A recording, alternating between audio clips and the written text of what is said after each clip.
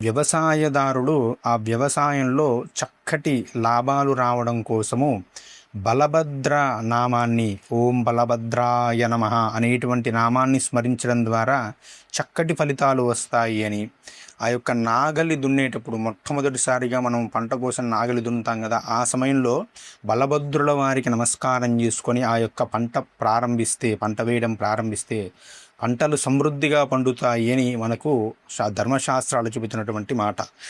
బలభద్రం సమృద్ధార్థో శీరకర్మని సంస్మరేత్ అని శాస్త్రవాక్యం. పంటల సమృద్ధి కోసము నాగలితో భూమిని దున్నే సమయంలో వ్యవసాయ కార్యక్రమాలలో బలభద్రుని స్మరించుకోవాలి. ఆ బలభద్రుడు ఎప్పుడు కూడా నాగలిని చేతిలో ధరించి ఉంటాడండి. ఆ నాగలియే ఆయన ఆయుధం కాబట్టి ఇప్పుడు కూడా ఆయనను నిత్యము స్మరించడం ద్వారా మన పంటలు అనేవి సమృద్ధిగా పండుతాయి. కాబట్టి రైతులైన వారు ఈ యొక్క నామాన్ని నిత్యము స్మరించండి, వారికి నమస్కరించుకొని చక్కగా ఆ పంటలను సమృద్ధిగా పండేటువంటి విధంగా చేసుకోగలరు. శ్రీమాత్రే నమః. స్వస్తి.